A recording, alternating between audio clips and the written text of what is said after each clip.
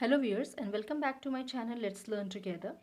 I hope all of you are good, all of you are enjoying good health and all of you are happy and healthy.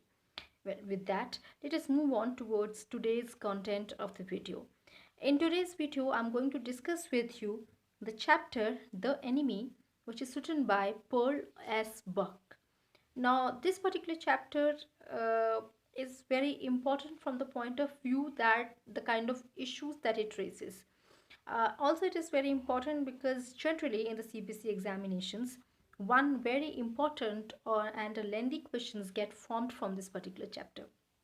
But apart from looking at it from the examination point of view, this chapter is also important to understand how a country behaves, or how is it that the world behaves during the time of war, and what role does government play in popularizing certain sentiments amongst its own people, which then are which then gets formed up as very popular national sentiment.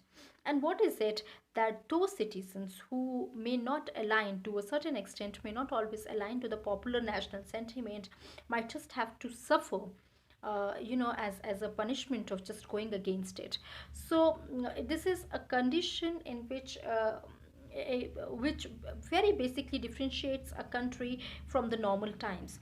Normal times could be a time when a country is not into any war or into any kind of international or political conflict with any other country. These are, I'm calling as the normal times. But then the difficult times are those when the country might just be in a political conflict with yet another country, and the conditions have grown to an extent of war with that particular country. So in that particular time, which is not definitely normal, what is it that citizens of that particular country have to go through?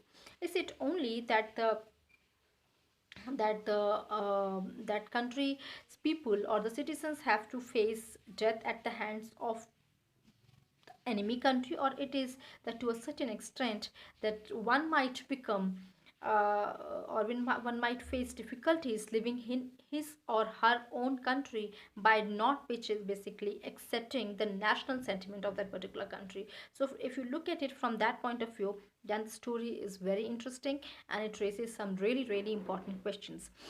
This particular story is about a doctor, Japanese doctor, whose name is Dr. Sadao Hoki.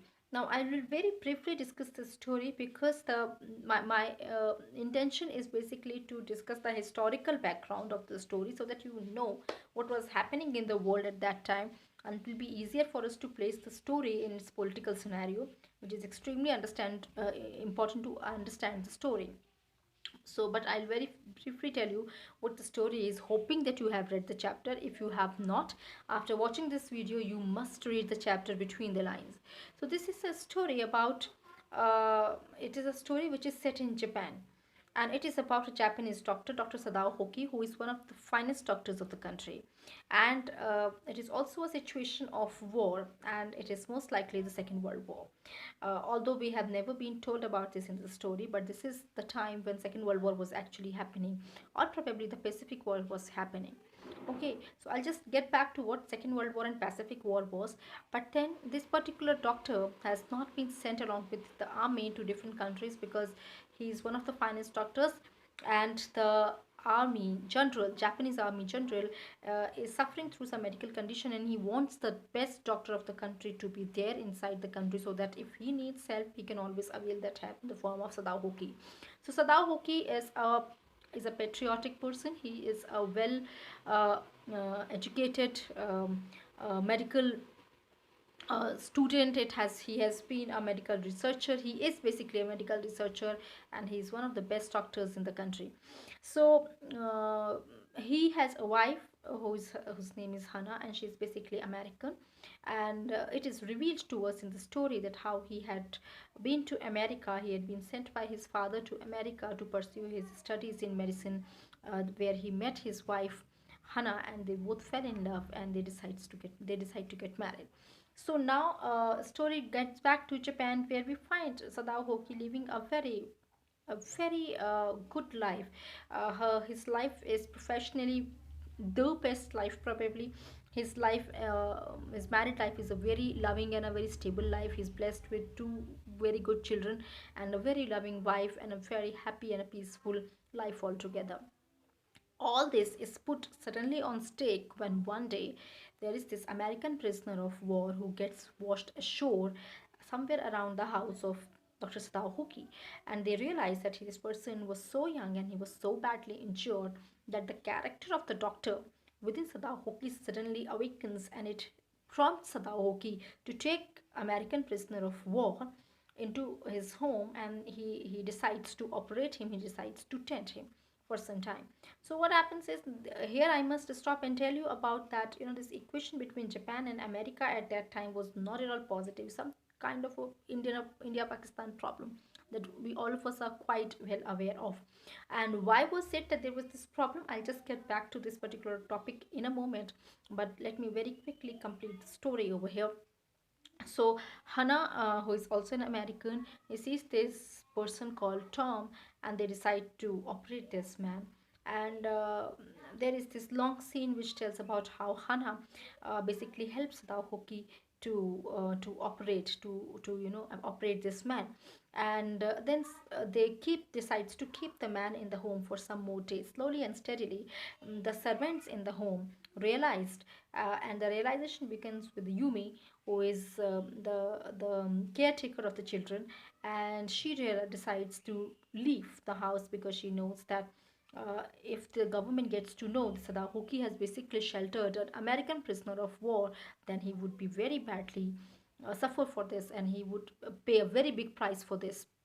He leaves the home She leaves the home, and along with her, other servants of the home also leave, because they do not become they want to become they don't want to share the hostility which Sadahoki is very likely to go through if people get to know, or the government or the police or the army gets to know about sheltering of an American prisoner of war, right? So this is what, with this very much popular national sentiment at that time, was extremely anti-American.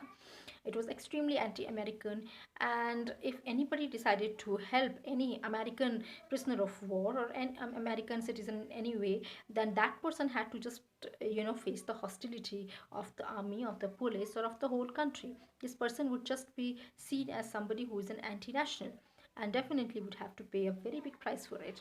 Now, Sadao Hoki also understood this, and he feared that the same could happen for him also. So, on one fine day, he is being summoned by General, and General suffers for some problem. So he goes over there and he treats the general and gives him some medication. And after that, he decides to talk about that American prisoner of war to the general, and he tells him about how there is this person who had just been found near his home, and he had just taken him inside, and he does not know what to do with him next. So the general says that he has his private assassins, murderers, and they would very easily go to Sadao's home, and they will kill this person. So now, having solved the problem, Sadao should actually feel at ease. But when he comes back home, he is not at all at ease, and he feels very burdened because he has just planned the murder of a very young man, and he feels very bad. Although he keeps the back door of the home open for so that the assassins could come and murder him, but there is this constant burden and a guilt in his head which does not allow him a very normal sleep. So after a few days, he realizes that the murderers have not actually come, and therefore the American was still alive, and he was recovering from his injuries, as Hana and Sadao were continuously helping him out. They were continuously tending him. So what happens is that Sadao now comes up to a conclusion, and that conclusion is that he decides to help this man by allowing him to safely escape from Japan towards another country. So he gives him proper clothing, some food, and also a flashlight, along with a small ship's a boat, along with a boat on which this man could escape away. So, with the help of the Sadao, the American Tom, the name of the person, the American is Tom. Tom is able to escape successfully out of the country. This is what has been indicated by the story. Whereas when Japanese actually, when Sadao talks about it to generally says that he has just forgotten to send the assassins to the home, to Sadau's home. And then Sadao tells that without his information, actually the American prisoner of war had run away, and he could not do anything. So this is how the whole matter gets closed off. But then we know the reality that Sadao has actually been extremely helpful, and he has helpful in making this person escape out of this country, and how majorly he had actually escaped him from the severe brutalities and the atrocities of Japanese army, right? So this is what in short the story is. You must read the chapter to know about it at length, and you must understand what are the little information that is being given around each and every character. For example, Hannah's character is important, Chandra's character is very important, Sadao Hoki's character is extremely important. At the same time, the way Tom's character is portrayed is also important. So please read the chapter very carefully to find out the details of these particular characters. Okay, so when I'm asking you to understand the historical background, what I'm trying to get at is that actually historical background is important for you to understand the decisions taken by Sadao Hoki. Why was it that Sadao did not hand over Tom to the police or to the army for that matter? It would have actually given him a good reputation because he was handing over an enemy to the government. So why does he not do that? What would have happened if he would have actually done that? Right? So, what prompts him to take a decision which was extremely anti national? I would again say it was extremely anti national, and it could have put his life and his family's life into great danger. So, what is it that prompts him Sadao to do that, and what are the larger concerns of the story? Okay, so now I'm trying to track down the historical background of relationship between America and Japan, and this background is begins way back in 1870s. In 1870s, Japan starts to emerge as a nation which tried to become politically very strong. Okay, it was the time that he wanted to become militarily in the form of military power as equal to the Western powers like America, Britain, because by that time we were 1870s, and so this is late 19th century. And early 20th century, the colonization was at its peak, and most of the countries like Britain had most of the countries of the world under its direct colonial rule, which made these countries extremely powerful and extremely rich because they were taking away or looting away all the resources from their colonial power, which it was making them richer, it was making them more powerful. This was also the time when Japan realized that it also wanted to become militarily very strong and economically also prosper. So this is the time when Japan turns out to be, or it starts taking a shape of an ambitious nation. So the problem is that he realizes that its natural resources were really meager. Okay, now if you look at Japanese islands, then these are really small islands, and its natural resources are very meager, and that is the places which are very severely earthquake stricken. Okay, so in such a scenario, it was difficult for Japan to become a world power as equal as America, France, and Britain were at that time. Okay, and at the same time, it did not have proper iron ores, for instance, coal, and the population was beginning to start. So foodstuff was also needed, because it was not just that they wanted to become equal to the Western powers, but in order to meet the increasing demands within their own country, it was important for them to become more expanded. They needed to become more more stronger in a way by expanding their territories, and they wanted a kind of incoming of natural resources and the resources which I had just told you, so as to meet the demand which their own country was going through. Now, there had been two wars from 1894 to 1905 with China, and with 1904 to 1905 with Russia.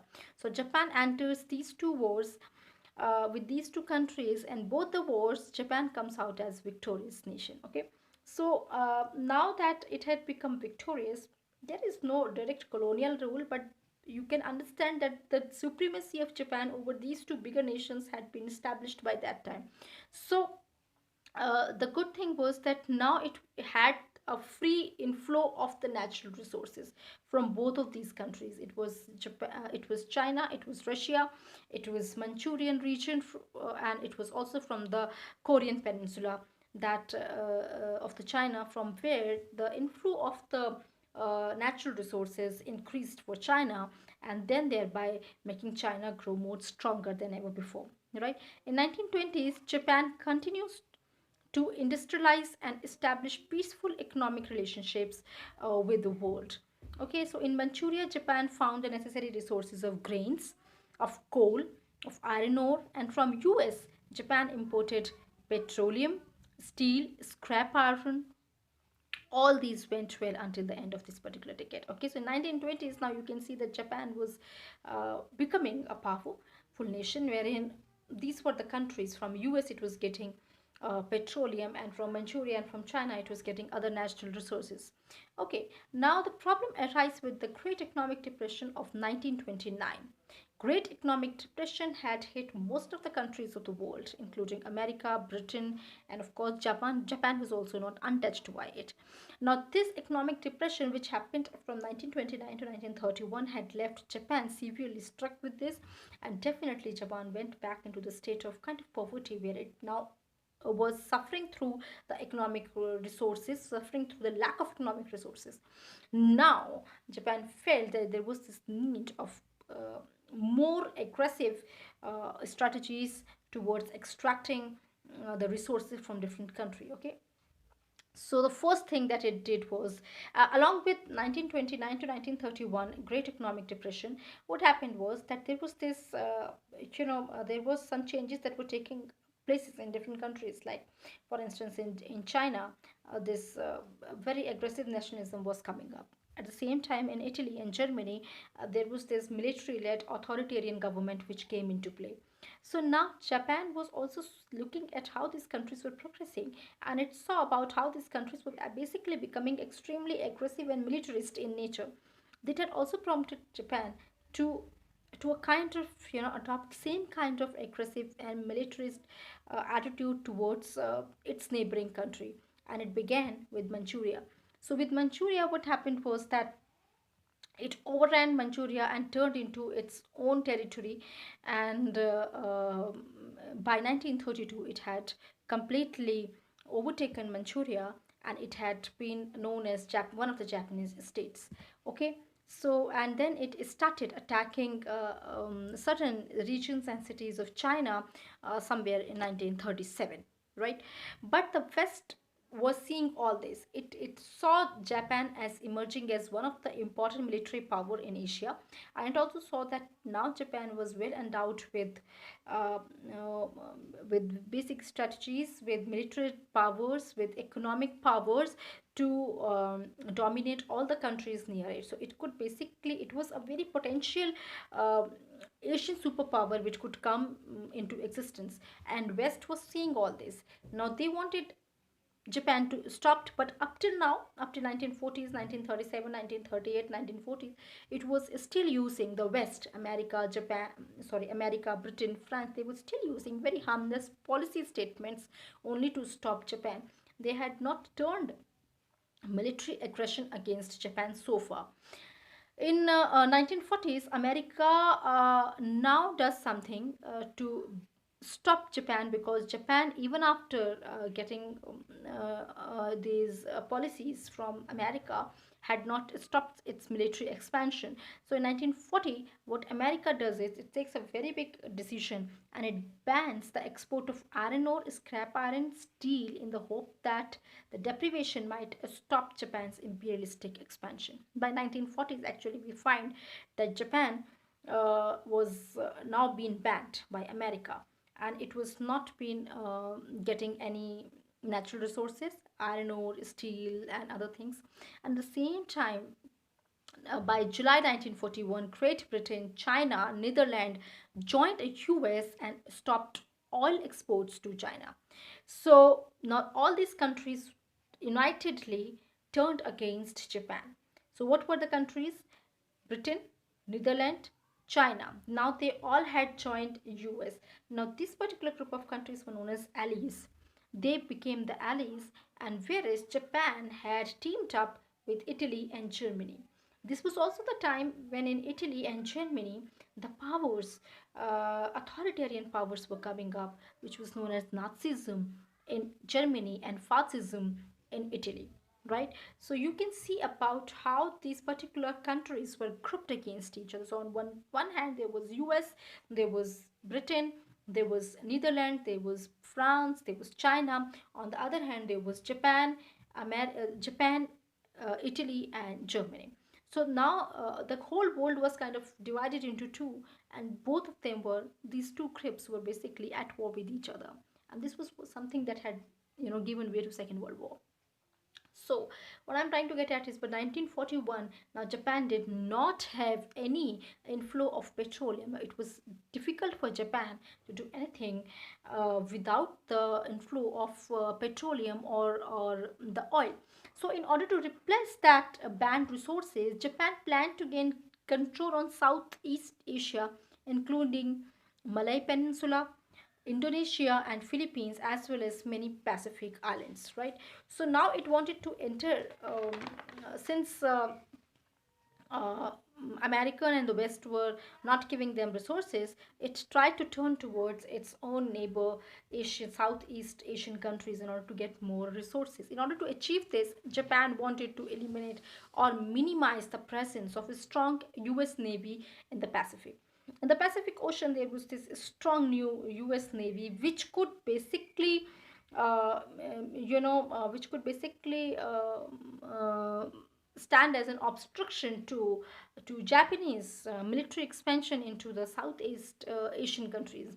So it was very important for them to somehow eliminate or at least minimize the strong presence of US Navy at the Pacific. And with this hope, actually, it launched the attack on US Navy stationed at Pearl Harbor on December 7, 1941. On December 7, 1941, Japan held an attack on Pearl Harbor US Navy, right? Now, obviously, it was an unannounced attack and it led to the severe damages to US Navy, and many of the soldiers were killed. Now, this led to a beginning of a kind of Pacific war with Japan, Germany, and Italy on one side, and America, Britain, and France, and other allies on another side. Right now, slowly and steadily, this Pacific War deepened, and it had led, Japan to suffer really badly at the hands of Allies' power. And by August 1945, basically, America had come up with its new inventions of atomic bombs, which was very much the project operation. It was very much known as the Manhattan Project. Actually, before that, somewhere in 1941, 1942, they had known that Germany was basically experimenting upon atomic bomb. Now, on atomic bomb, the main problem with Germany was that they still did not know how and how much uranium to be used in order to, put it into a fissionable reactions. So while they were still struggling with it, America put its unlimited time and funds to discover, to make, and to create atomic bomb. And this particular atomic bomb was firstly tested on two cities of Japan on August 6, 1945. Hiroshima was attacked, and 3 days later, on August 9th, 1945, Nagasaki was bombed by America. The reason that was given over there was that Japan was very aggressive in using its military in its military strategies in order to, colonize people, and could come up as a great colonial power. So in order to end that, American had done that. But in between that, between 1941 and 1945, between Pearl Harbor attack and Hiroshima Nagasaki bombings, there had been a lot that had happened between America and Japan. So there was this, open war that was happening between them, which is also known as a Pacific War, which had led to the severe American casualties, where American had never gone through such high casualties of moving up to approximately 88,000 soldiers who were being killed at the hands of Japan. At the same time, Japan was also suffering the casualties, right? So now you can imagine it is this background against which the particular story has been developed. It is the story where you find, that how is it that within Japan or for within America, but since the story is set in Japan, we're talking more about Japan, how there was this anti-American sentiment that was nourished, and it was percolated deep down to the lowermost strata of the society, of the Japanese society. Each and every citizen of Japan at that time was basically being told, it was kind of, they were all being schooled into thinking that Americans were their first and foremost enemies, and if they're able to kill even one American in their life, then their life would be, the purpose of the life was met. This is how the children of the Japan were being actually schooled even by the teachers. And when the soldiers, if due to some reason, were held in the hands of civilians, American soldiers, that even the civilians would not leave them. They would attack the soldiers with their arrows and bows, and sometimes with just stones, right? So this is how the whole population of Japan was turned against a particular nation, right? Now you must understand that anybody who did not follow this particular sentiment, this had become very much the idea of patriotism at that time, and anybody who did not follow this patriotism, anybody who did not follow this particular idea, was some very easily seen as absolutely anti-national, was absolutely anti-Japanese. Now this person would meet the same fate as any of the American prisoner would have met, right? So it is the story, it is the background, historical background against which now you have to start reading the story. You need to understand the relationship between Sadao Hoki and Tom, and also you need to understand about how Sadao Hoki would have actually faced a lot of dilemma what to do, because if he was a doctor and he saved Tom, he was also a Japanese, and he knew that being a Japanese, it was his first and foremost duty to inform the authorities about the presence of American prisoner of war. But he does not do that, and he rather takes a difficult route which would have actually costed him a lot if the information got would have somehow got leaked to the authorities, right? But then he still takes that particular decision. In my next video, I'll discuss firstly the summary of the text at length, then important issues which are related with it, and also the characters of certain characters in this particular story.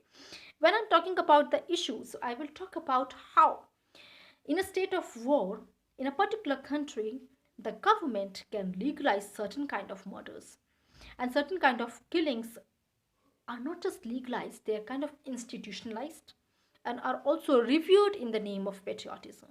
I will also talk about how patriotism is very, it in itself, what kind of a sentiment it is, and what it is basically built upon.